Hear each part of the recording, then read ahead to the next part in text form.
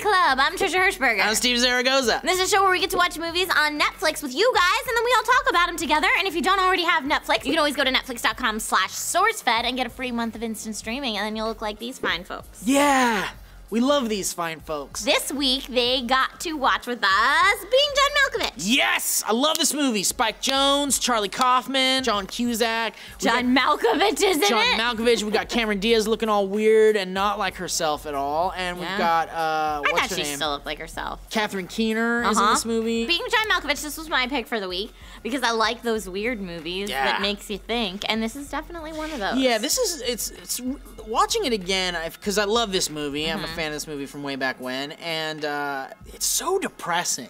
See, it's so funny really to me depressing. that Steve says it's depressing, because I didn't think it was depressing. The reason why it's depressing is because you've got this guy who is a puppeteer, and he just wants to be a puppeteer so bad. So bad. But he sucks. I mean, he doesn't really suck. It's just that nobody likes him. And nobody wants to give him that he doesn't have credit. the opportunity to get ahead. I think the opposite. I think he does not suck. I think he's amazing at it, which is why once he has the platform to go off of, he's world renowned.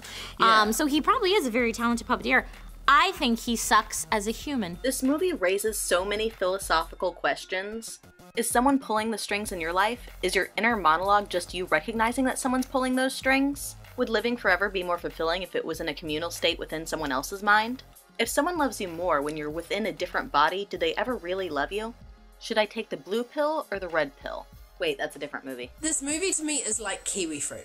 Like the first time I ate kiwi fruit, I really didn't know if I liked it or not. I felt as if I needed to go back and eat kiwi fruit a lot more before I could make an informed decision about whether or not kiwi fruit would be something that would stay in my daily diet of fruit and vegetables. This is kind of an experience type of movie that you just have to see in order to believe. I definitely recommend this movie. It's really, really weird. I think what happens is we have someone who's at the lowest point of life. He's depressed, he's sad, he's defeated, and then we have someone who's presented with an opportunity to actually finally meet his fullest, highest potential, and he just kind of says, you know what? You only live once, fuck it, let's do this. Okay. And he took that opportunity and he seized the day. I think that the only thing that he really ever did wrong in the movie was potentially cheat on his wife. But before he did that, he tried to like just get to know this girl. And I don't know. I mean, it seems like things at home weren't going well for him anyway. Well, yes, I agree. Things at home weren't great, but I think the entire time he was setting out to bone Maxine.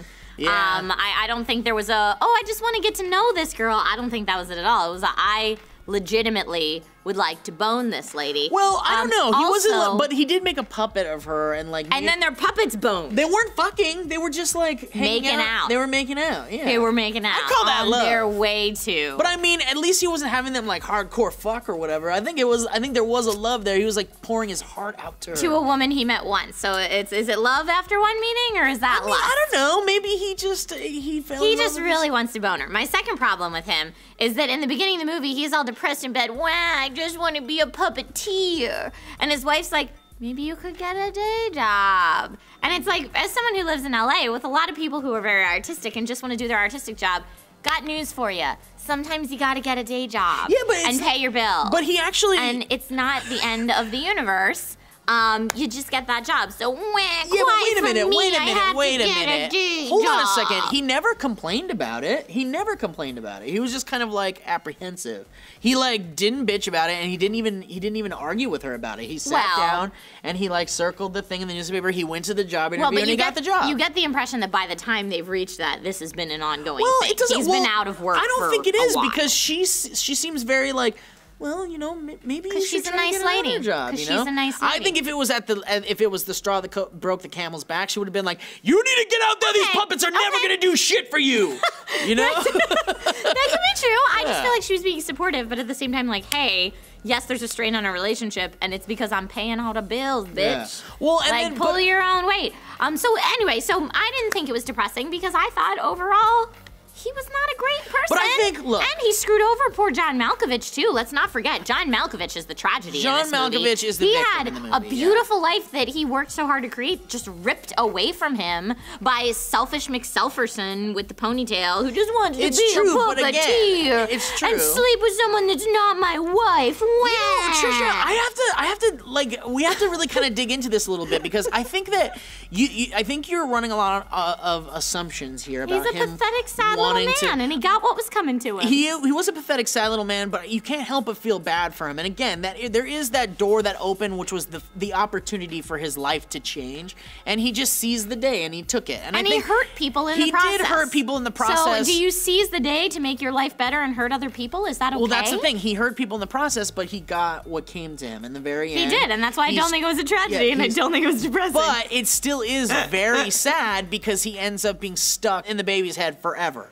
And has to watch his past wife and his past lover have a beautiful life together. And that's the other thing, Trisha. Maxine's a bad person, though. Maxine's a bad person. She gets a good life. And Cameron Diaz is a bad person because she cheated on him with her. She turns into a not-so-nice person. Yeah. So it really is a story all about people's weaknesses and just kind of wanting to live up to the highest expectations of life and following your dreams, but also taking things that aren't yours to become someone and kind of stepping on people to get to the top. But I mean, as it kind of shows in history too, it doesn't always end up in your favor if you go for the worst possible way to achieve your dreams and your goals. No morals at all from these people, none. There was not a single good person in here. None. The only person who gets what he deserves is John Cusack. And even then, I felt kind of bad for John Cusack, and I felt really bad for John Malkovich because he just loses everything. He was like the ultimate victim in there. He gets his life stolen. I mean, I'd rather somebody just steal my credit card than wind up like that guy. See, the main issue that this film tries to deal with is us as a society. See, as with John Malkovich in this film, we're always looking up to celebrities and people of influence in this world, and we always try to copy or be those people. See, in most cases, we give up hope on trying to improve ourselves as a person, and we just instead go for trying to be this other person completely. I can appreciate the concept because the concept is really good. The number of times that while watching this, I thought to myself, this could have been really interesting, is unbelievable. I'm actually really disappointed because I thought maybe that by giving this a second chance and watching it again months after I'd seen it the first time, that maybe I would like it more. But it turns out, no. It's funny because Lester is kind of painted like a good guy in the whole thing, but really, that man's been stealing people's lives for a long time. Yeah. He's kind of an evil genius. But I mean, like, again, you have these people that basically find the fountain of youth. And you kind of, I mean, what are you going to do? Are you going to, like, tell people and have the government exploit it and have it be scientifically... Well, he does tell people. He brings his friends in. That's true. That was kind of nice. He kept it into, like, this secret club. I mean, it's one of those things where it's like... He lets Lottie in the club. And that's the thing. If you had stumbled upon something like that, is it something that you would instantly go out to the world and tell the entire world about? Okay, so then you're facing the age-old dilemma of if you find out, like... the most extreme power, like if we're talking in Harry Potter terms, if you get your hands on the Deathly Hallows, what do you do with it? Yeah. If this is something that's going to make you rule the world, do you use that power and then be the most powerful thing in the world? Do you tell other people about that power and then potentially have the government exploit it, like you said? Do you destroy it? What do you do? Well, in this case, Lester brought in a group of people who just, wanted to live forever, and he kind of brought them in on this gift, and he shared it with people that he cared about. So on the one hand, it's like... That's what I mean, he's painted as kind of a good guy. Yeah, exactly. The movie is so whimsical and strange and funny and bizarre, and it's one of those thinker movies. I love it. And I love these outside of the box pictures because it's absolutely a Hollywood movie. You've got John Malkovich in it. I love John Malkovich. You've got John Cusack for the record. He's amazing. He's fantastic. Great actor. One of the greatest actors of our time. Absolutely. Debatably. And but I just love it. We in the sea of all of these kind of cookie cutter recycled movies, we have this truly unique. And honestly, when I think about movies of the past 20 years, of the past decade, you try to think about what are the most creatively unique movies to come out of Hollywood in a long time. And I honestly believe Being John Malkovich belongs in that list of one of the last truly creative, unique movies to come out of the Hollywood machine. And I really appreciate that, and I like that a lot. And Charlie Kaufman has gone off to write, and Spike Spike Jonze has gone off to direct and write many other unique films as well, and I really appreciate those guys, and I watch those careers very closely. For me, having watched this movie several times, I like to just watch it with new people and see their reactions as they watch it and go,